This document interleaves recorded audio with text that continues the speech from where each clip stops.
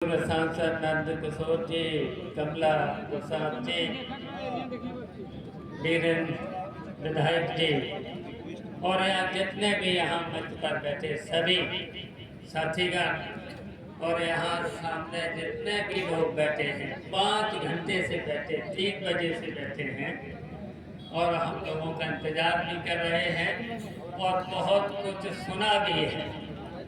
और सुनने के बाद हम चाहते हैं कि आप लोगों को भी बहुत कुछ पता है। आप तो आप देख रहे हैं, आपसे बहुत लगाव है सर जी हम लोगों का, युवाओं का। देखिए, हम जानते हैं आप लोगों में जोश बहुत है, लेकिन जोश के साथ होश मत गवाना। और हम जानते हैं कि आप मुकाबला आप ही लोग करेंगे, लेकिन मुकाबला करते समय डरना भी नहीं, पुलिस वालों से भी डरना और पुलिस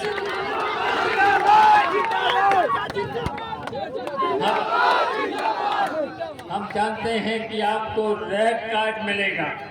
हमारे जितने भी बूथ प्रभारी हैं और हमारे जो मुख्य नेता हैं उनको रेड कार्ड भी मिलेगा और पुलिस के लोगों का फोन भी आएगा, बुलाएंगे, लेकिन बुलाने पर भी नहीं जाएंगे और पकड़ने भी मत आना।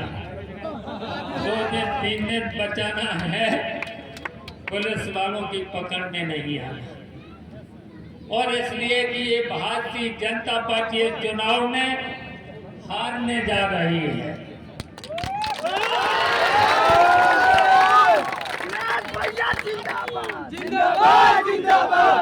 और देखिए, भारतीय जनता पार्टी के जितने नेता भी आ रहे हैं वो जनता से वोट नहीं मांग रहे हैं, वो केवल अधिकारियों को निर्देश दे रहे हैं। उनको पता है कि भारतीय जनता पार्टी अगली बार इंडिया गठबंधन से हार रही है, तो इसलिए अधिकारियों को निर्देश दे रहे हैं। मैंने तो देख लिया, बदायूं में देख लिया, मैनपुरी में देख लिया, संभल में भी देख लिया, कई जिलों में देख लिया है, तो इसलिए हम आपको आगाह कर रहे हैं। और भारतीय जनता पार्टी के नेता, बड़े बड़े नेता बौखलाने लगे हैं, अपने बयान भी बदल रहे हैं, स्टेटमेंट भी अपना बदल रहे हैं। तो ये बौखला चुके हैं, समझ चुके हैं कि अब की बात भारतीय जनता पार्टी का इस देश से सफाया होगा।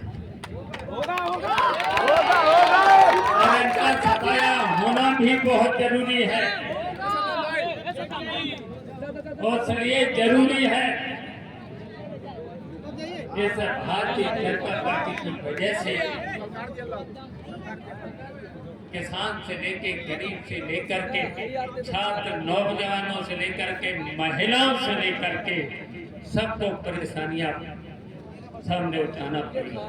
और उत्तर प्रदेश में सरकार ने 10 साल के अंदर जनता के लिए कुछ किया भी नहीं, और अगर किया है तो इस देश के बड़े बड़े पूंजीपतियों के लिए। और यहाँ तक कि अब तो शिक्षा, स्वास्थ्य जैसी संस्थाओं को भी निजीकरण होने जा रहा है। नौकरियां कहाँ से ये देंगे? जितनी भी संपत्तियां मुनाफे की थी, इन्होंने सभी पूंजीपतियों को दे दी और उनसे कितना बड़े पैमाने पर कमीशन खाया। और यहाँ तक नहीं, आपने देख लिया है कि कर्जा किसका माफ होना चाहिए था? गरीबों का, किसानों का कर्जा माफ होना चाहिए था। इन्होंने 16 लाख करोड़ रुपया उन्हीं पूंजीपतियों का माफ कर दिया। इतने में तो पूरे उत्तर प्रदेश के ही नहीं पूरे देश के किसानों का कर्जा माफ हो सकता है। बताइए ये लोग कितने बेईमान हैं। बेईमान के साथ साथ उसमें से कितना कमीशन लिया है। हम लोग को नौकरी खराब करके रख दिया है। सही है, उन्होंने वादा किया था नौकरी का 2 करोड़ हर वर्ष नौकरी का वादा किया था। और उत्तर प्रदेश के मुख्यमंत्री ने भी कहा था कि हम हर वर्ष भर्ती करेंगे, हर वर्ष भर्ती करेंगे, हर विभाग में नौकरियां निकालेंगे, हर विभाग में नौकरियां निकालेंगे। ये सब काम खराब हुई काम तो किए, अच्छे काम तो उन्होंने कोई किया नहीं है। उत्तर प्रदेश की जनता के लिए कोई भी अच्छा काम नहीं किया। आपको याद है पुराने इनके कामों को याद कर लीजिए। अच्छा, नोटबंदी जब हुई थी, नोटबंदी को भी याद करो, वहीं से शुरुआत की थी। बताओ किसको फायदा हुआ था? एसटी डीएम के साथ साथ कुछ कर्मचारियों को फायदा हुआ था। और भारतीय जनता पार्टी ने लगातार 3 साल तक नोटबंदी में भी उसमें फायदा उठाया था। और इसके बाद बताओ जितना भी इन्होंने नोटबंदी के बाद बताओ कहीं पर भी जब कोरोना आया तो कोरोना में जो वैक्सीन लगी थी उसमें भी कमीशन 300 करोड़ दिया। ऑक्सीजन दे नहीं पाए थे, दवाएं दे नहीं पाए थे। और आज दवाइयों पर कितनी महंगी दवाएं नहीं दे पाए थे।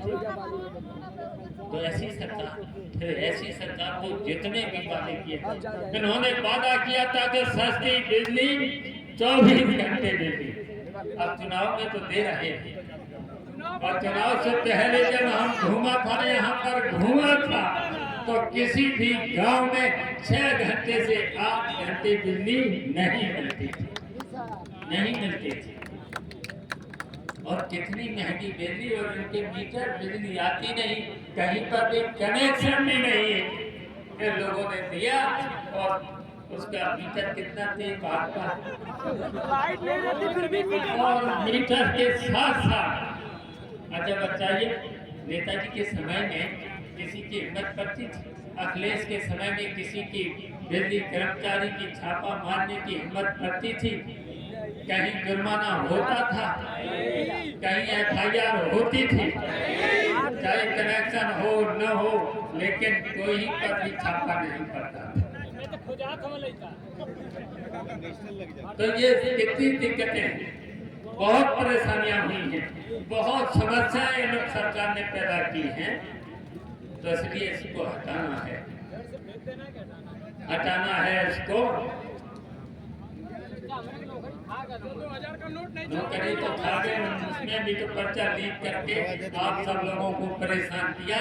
और 2-2 हजार रुपया सभी छात्रों से जमा किया, और जमा करके परीक्षा जैसे ही थी है और घर पर नहीं आ पाए तब तक पर्चा लीक हो गया।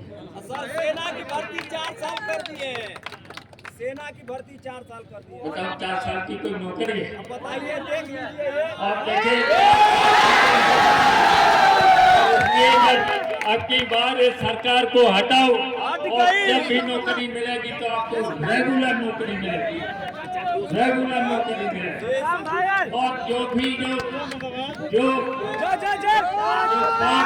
आटा देते हैं, सड़ा हुआ आटा देते हैं, उनसे भी वोट मांग लेना, उनसे कह देना आपकी बात जब भारतीय जनता पार्टी की सरकार हटेगी तो फिर बढ़िया फ्लोर मिल का आटा उससे दूना 10 किलो दे जाएगा।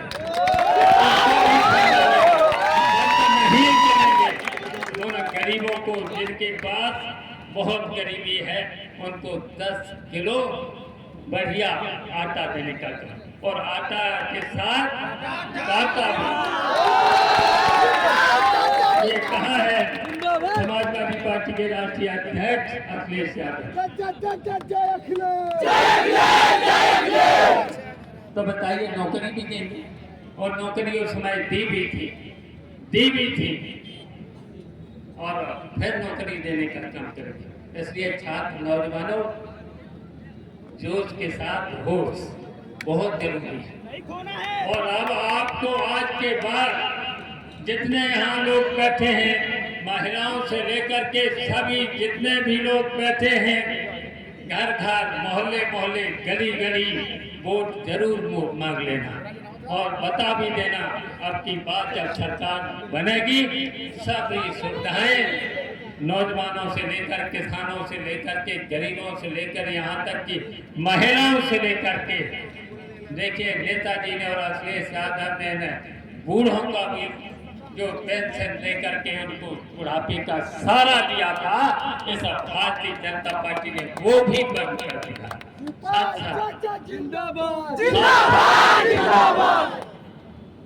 बुढ़ापे का सारा वो फिर से शुरू किया जाएगा, फिर से शुरू किया जाएगा।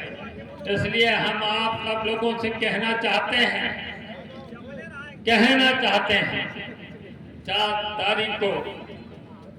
4 तारीख नहीं, मैं भूल जाता हूँ, 4 तारीख को घर थे,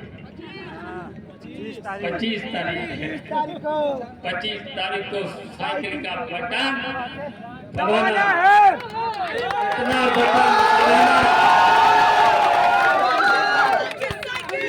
और एक फिर हम और करना चाहते हैं, कोई भी अपना वोट बचे नहीं, कोई भी वोट अगर अपना वोट जितना है, अगर पूरा साइकिल का बटन पूरे के पूरे लोग अगर दबा दें तो फिर 90% 95% तक पहुंच सकता है, तो फिर बेईमानी भी नहीं कर सकते। लेकिन इन लोगों ने जो बेईमानी का, लेकिन हम लोग उस बेईमानी नहीं होने देंगे। अपने लोग उस बेईमानी को रोकेंगे। अब आपको पता है आपके पड़ोस में घोसी में जब चुनाव हुआ था, हम लोगों ने रोक दिया और अपना प्रत्याशी कितने जिसका जलवा कायम है उसी तरीके से बेईमानी नहीं होने दी। हम लोग सब लोग सचेत हो गए हैं। बेईमानी जो भारतीय जनता पार्टी के लोग कितने बेईमान हैं बताइए, कितने? मुझे तो लगता है ये भारतीय जनता पार्टी की धोखी बहुत है। मुझे तो लगता है ये असली हिंदू नहीं। अगर असली हिंदू होते तो बताइए, तो अगर हिंदू होते तो फिर हिंदू में तो दया होता, प्रेम होता, करुणा होती है। इन भारतीय जनता पार्टी के लोगों में न करुणा है, न दया है, न प्रेम है। बताइए, है? मन जहाँ चाहे उसका बुलडोजर चला के मकान गिरा देते और झूठे मुकदमा लिखा करके जेल भेज देते हैं और पूरे विपक्ष के नेताओं के नाम झूठी रिपोर्ट लिखा करके जेल भेजने का काम करते हैं। और ये संविधान को जो बदलना चाहते हैं, मूल भावना संविधान की है जो गरीब किसान से लेकर के महिलाओं से लेकर के छात्र नौजवानों को अपना अधिकार मिले, संविधान के माध्यम से ही बदलना चाहते हैं। लोकतंत्र को ये खत्म करना चाहते हैं। अगर लोकतंत्र को खत्म करके तो वोट का भी अधिकार दे दें। ये तानाशाही के रास्ते पर जा रहे हैं, तो तानाशाही के रास्ते पर आप लोग जब जनता इनके खिलाफ हो चुकी है, समझ चुकी है, तो आपको केवल जनता के बीच में जाना है, घर घर वोट मांगना है, समझाना है। अगर आपने समझा लिया और आपने अगर 25 तारीख को साइकिल का बटन दबा दिया तो फिर इनकी तानाशाही और इनकी सरकार नहीं रहेगी। तो तानाशाही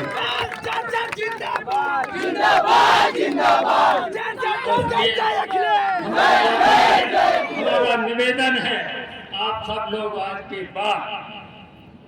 बाद अब इतना शोर मत मचाना, जाना हाथ पैर जोड़ करके और बड़े बूढ़े का सम्मान करके, और बड़े बूढ़े हो तो उनके पैर छू लेना। छुए के सम्मान करोगे बड़े बड़े और शोर नहीं मचाएंगे, शोर नहीं मचाएगा। बात सुनी जाती है, बात सुनी जाती है और सुनने के बाद ताली बजाई जाती है। केवल जब अच्छी बात लगे तो ताली बजाई जाती है, लेकिन अनुशासन में रह करके 25 तारीख को साइकिल का बटन दबा देना और जब बटन दबा दोगे तो दोनों सीटें आजमगढ़ की और लालगंज दोनों, और आजमगढ़ में है धर्मेंद्र यादव और लालगंज में है सरोगा सरोज, तो उनको जितवाना है, साइकिल का बटन दबाना है। इसलिए हमें उम्मीद है, बताओ सब लोग इस काम में आज के बाद लगेंगे, हाथ उठा करके बताओ, हाथ उठा करके बताओ। और हमें भरोसा हो गया है आज के बाद आप सब लोग गाँव-गाँव, गली-गली, मोहल्ले जाएंगे और सबके हाथ पर छोड़ करके साइकिल का बटन दबा देंगे और पुलिस के चक्कर में मत आना, पकड़ना नहीं और 2 दिन कहीं पर भी रहना, पुलिस के हाथ मत आना। धन्यवाद।